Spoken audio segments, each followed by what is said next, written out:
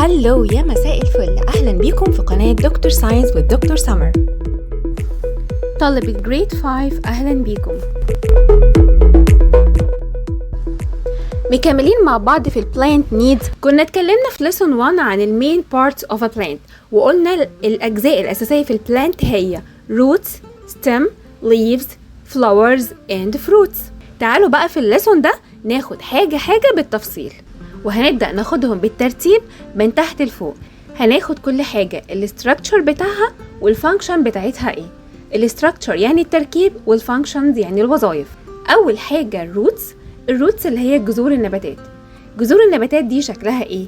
البلانت roots have hair-like features أو structures، يعني فيها أجزاء شبه الهير، شبه الشعر، called اسمها root hairs. ليه؟ that increase the amount of absorbed water and the nutrients that the plant needs from the soil. طبعا احنا عارفين ان البلانت محتاج absorb او يمتص الووتر من جوه التربة، وكمان معظم النباتات الروتس بتاعتها بتبقى inside the soil. فالhair like structures دي بتقدر تخلي البلانت absorb a lot of water and the nutrients from the soil. كمان الروتس دي بتقدر fix أو anchor the plant in the soil. يبقى نقدر نقول الفانكشنز بتاعتها إن هي الروتس fix أو anchor the plant in the soil.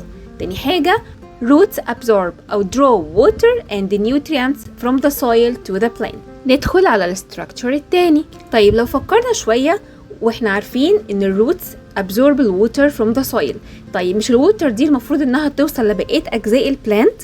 هتوصل ازاي؟ ايه الواي اللي هتمشي فيه الووتر والنيوترينتس دي عشان توصل لكل البلانت؟ الواي ده هو الاستراكشر التاني معانا اللي هو الستم اللي هي ساق النبات. ودي بيحصل فيها ايه؟ بيحصل فيها ان الووتر and the nutrients move up the plant system through tubes or vessels called xylem. يبقى الووتر والنيوتريانتس دي هتمشي جوه الستم خلال انابيب رفيعه صغيره جدا اسمها زايلم. كمان السمولر فيسلز دي or xylem connect the stem to the leaves، بتوصل الستم بالليفز او باوراق النبات. يبقى نقدر نقول ان الفانكشنز of the plant stem ايه؟ اول حاجه number 1 stem transports water and the nutrients from the roots to the rest of the plant through xylem. Number 2 stem supports leaves and the flowers of the plant. يبقى الستم كمان بتدعم الليفز والفلاورز بتاعت البلانت عشان يبقى شكله جميل زي ما احنا بنشوفه. بس احنا لو فكرنا شوية، حد هيقول لي طيب احنا دلوقتي بنشوف النباتات بأشكال كتير ومختلفة، يعني معنى كده ان الستم شكلها مش واحد في كل البلانتس. الله أكبر عليك! ايه الحلاوة دي؟ هقوله فعلا، لان في فورمز مختلفة للستم. الفورمز اوف ستم اللي هندرسها مع بعض هما 5 فورمز، 5 اشكال. الشكل الاولاني اسمها وود ستم او الساق الخشبي، ومن اسمها الساق الخشبي دي بتبقى موجودة فين؟ بتبقى موجودة في الاشجار الكبيرة او الشجيرات الاصغر شوية. يعني wood stem, some plants have wood stem such as tree trunks and shrubs. التري trunks دي اللي هي جذوع الأشجار الكبيرة، والshrubs اللي هي الشجيرات الأصغر شوية. الفورم التاني اسمها upright stem. upright stem من اسمها يعني واقفة لفوق كده. دي بيبقى most flowers have upright stem. الشكل التالت اسمه climb stem. climb stem من اسمه اللي هي الساق المتسلقة. some plants have climb stems زي مين؟ زي الفاينز أو الجريبس، العنب. الفورم الرابع اسمها tuber stem. tuber جاية من كلمة tube، وتيوب يعني أنبوبة. فدي الستم عبارة عن أنابيب صغيرة بتبقى under the ground. يبقى some stems extend under the ground and they are called tubers زي مين؟ such as potato plant. النوع الخامس معانا runner stem، ومن اسمها run يعني يجري، فهي الستم دي بتجري أو بتمتد على سطح الأرض along the ground. ليه؟ to help form new plants، عشان تقدر تطلع منها plants جديدة من خلال الستم دي. so they are called runners. ندخل على الاستراكشر بعد كده في البلانت وهي الليفز اللي هي الأوراق، ودي بقى تعتبر أهم structure في البلانت لأنها تعتبر المصنع أو المطبخ اللي بيحصل فيه عملية تكوين الفود. احنا قلنا البلانت make its own food، بيعملوا فين؟ بيعملوا في الليفز. فتعالوا بقى ناخدها حتة حتة بالتفصيل. أولا الليفز دي غالبا بيبقى لونها ايه؟ لونها green color. ليه؟ لأنها بتحتوي على مكون اسمه كلوروفيل. كلوروفيل ده اللي بيدي اللون الأخضر للليف. طيب بس كده دي وظيفة الكلوروفيل؟ لا، الكلوروفيل له وظيفة مهمة جدا كمان. بيعمل ايه؟ الكلوروفيل captures أو absorbs، يعني بيلتقط أو بيمتص الانرجي from the sunlight. وطبعا احنا قلنا السانلايت مهم جدا عشان عملية الفوتوسينثيسيس اللي بيحصل فيها ان الكربون دايوكسيد اللي بياخده من الاير combine with the water اللي absorb it from the roots to make food for the plant. يبقى الكلوروفيل absorb أو captures energy from the sunlight which allows carbon dioxide to combine with water to make the food for the plant. ده بيحصل فين؟ بيحصل في الليفز. طيب انتوا عارفين كمان ان الاير اللي بيدخل للليفز ده بيدخل ازاي؟ بيدخل من فتحات صغيرة جدا tiny openings. الاوبننجز دي الفتحات دي اسمها stomata. يبقى the air that the plant needs move into the leaves through tiny openings called stomata. يبقى احنا كده خدنا two structures مهمين جدا inside the leaves. Number 1 chlorophyll. Number 2 stomata. وإيه هي تعريف الاستوماتا؟ طبعا ده ممكن جدا يجي في الامتحان as a scientific term. الاستوماتا they are pores on the surface of plants leaves that allow gases to move into and out of the plant. يعني بتخلي الجازز أو الغاز اللي موجود in the air move into and out of the plant. طب انتوا عرفنا الكربون دايوكسيد بيدخل جوه الليف علشان يكمل عملية الفوتوسينثيسيس. طيب out of the plant ازاي؟ ما احنا قلنا في الفوتوسينثيسيس process بينتج عنها حاجتين: خروج الأكسجين اللي بيحتاجه كل الليفينج اورجانيزم to breathe، وكمان بيعمل شوجر اللي هو الفود نفسه.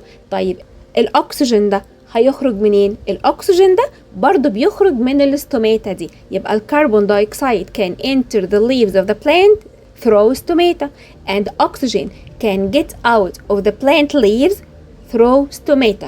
يبقى إجمالا كده نقدر نقول إن الفانكشن of the plant leaves بتعمل إيه؟ leaves make food for the plant through photosynthesis process. وطبعا الليفز ليها أشكال كتير جدا. الليفز دي ممكن تكون narrow leaves look like needles، بتبقى شبه النيدلز أو الإبر كده زي اللي خدناها in the pine trees. وكمان ممكن تكون flat and wide leaves، يعني الورقة واسعة جدا. طيب عندنا نوت مهمة جدا أو ملاحظة مهمة جدا. الملاحظة دي بتقول وناخد بالنا كويس جدا منها: الplants leaves اللي هي أوراق النباتات get their needs of water and the nutrients from the soil. من خلال ايه؟ من خلال الplants roots جذور النباتات، من خلال الزايلم in the plant stem small vessels اللي موجودة جوه الستم. كمان smaller vessels of xylem دي connect the stem to the leaves، بتوصل الستم بالليفز، وبالتالي تقدر كل الووتر والنيوتريانتس توصل من from the roots to the leaves. عرفتوا قد ايه الليفز structure مهمة جدا في البلانت؟ بعد بقى ما خدنا أجزاء البلانت الأساسية وعرفنا دور كل structure فيهم، تعالوا ناخد بقى الفوتوسينثيسيس process ونفهمها بتعمق أكبر. How does photosynthesis process occur in plant leaves؟ طيب ببساطة جدا هنقول إن الجرين leaves of the plant اللي ليها الدور الأكبر بتعمل إيه؟ جوه الجرين leaves دي في الكلوروفيل. الكلوروفيل ده absorb energy from the sunlight. كمان جوه الجرين ليفز دي قلنا في pores او في ستوماتا بتقدر تاخد الكربون دايوكسيد from the air. يبقى كده جوه الجرين ليفز في عندنا كلوروفيل وفي عندنا كربون دايوكسيد. كمان بيحتاج الووتر ده البلانت بياخده منين؟ قلنا بياخده من الروتس. اذا الكلوروفيل absorb energy from sunlight. جوه ال green leaves use the light energy from the sun to combine the carbon dioxide from the air with the water. كده ال carbon dioxide هيcombine with the water inside the green leaves. طيب احنا قلنا ال leaves دي المانيفاكتشر او المصنع بتاع الفود بتاع البلانت. ازاي؟ ال leaves دي manufacture or produce يعني بتنتج حاجتين. اول حاجة nutrients اللي هو الغذاء او الفود بتاع البلانت، والنيوترينتس دي عبارة عن ايه؟ عبارة عن sugars، عبارة عن starches يعني انواع من النشا، عبارة عن fats يعني دهون، and proteins كمان بروتينات. ايه اهمية النيوترينتس دي؟ النيوترينتس دي the plant needs to survive علشان ده الفود بتاع البلانت علشان يقدر يعيش. كمان الليفز دي بتطلع ايه؟ بتطلع oxygen gas. ليه؟ that the animals and the people need to breathe اللي بقية الكائنات الحية محتاجاها علشان تتنفس. طيب كده احنا فهمنا ان جوه الليفز بتحصل الفوتوسينثيسيس بروسيس وبتطلع نيوترينتس واكسجين. اخدنا من شوية ان الاكسجين جاز ده بيطلع بره من الجرين ليفز عن طريق فتحات الاستوماتا. طيب النيوترينتس بقى، النيوترينتس دي اللي هي الشوجر، ستارش، فات اند بروتينز لازم توصل لكل اجزاء النبات. هتوصل لكل اجزاء النبات ازاي؟ اكيد البلانت محتاج وسيله علشان كل النيوترينتس دي تتنقل لكل اجزاء النبات. الوسيله دي ستراكشر كده، تيوبس يعني انابيب صغيره اسمها فلوم. يبقى as the photosynthesis process is completed بعد ما تنتهي عمليه الفوتوسينثيسيس كامله inside the leaves there are tubes called phloem. These phloems transport the food materials from the leaves to the other parts of the plant. وهنا بيجي سؤال give reason مهم جدا.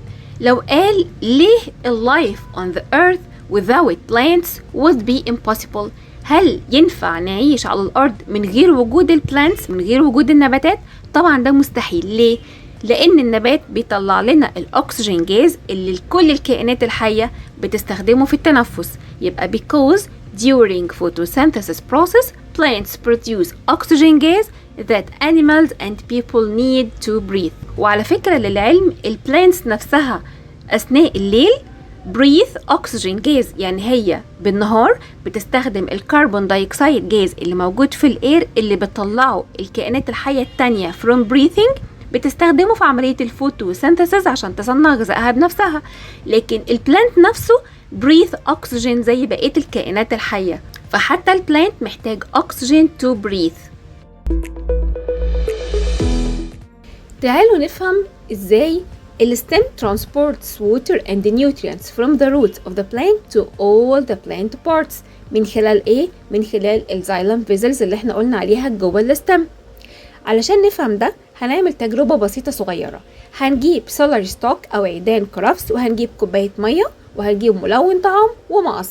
كوباية المية هنضيف عليها شوية دروبس من الفود كولرينج او ملون الطعام ونقلبهم كويس. طبعا لون المية هيتحول للون الفود كولرينج اللي معانا. وبعد كده هنجيب عيدان الكرفس دي وهنقطع حوالي 2 سنتيمتر من البطن بتاع عيدان الكرفس ونحطهم جوه المية ونسيبهم لحد النكست داي او اليوم التالي. وتاني يوم هنقطع جزء تاني من عيدان الكرفس اللي احنا حطيناها في المية وهنبص جوه عيدان الكرفس كده. هتشوف الزايلم فيزلز اللي جوه الستيم. هتشوفها ازاي؟ هتشوفها ملونة بنفس لون المية اللي متلونة بلون الطعام. ده مش بس الزايلم فيزلز اللي جوه الستيم هي اللي اتحولت للون اللي كان في كوباية المية، لا كمان the leaves in the plant is turned into the same color of the water in the cup. يبقى الobservations بتاعتك هتبقى the color of xylem will be turned into the same color of the water in the cup. ده هيخلينا نفهم ونستنتج ان الزايلم فيزلز اللي جوه الستيم دي بتنقل المية والنيوترينتس من البلانت روتس من تحت من جوه الجذور لبقية أجزاء البلانت من ضمنها الليفز والفلاورز كمان من خلال الستيم. يبقى الكونكلوجن بتاعنا إن الزايلم فيزلز transport water and the nutrients from the plant roots up its leaves and the flowers through the stem.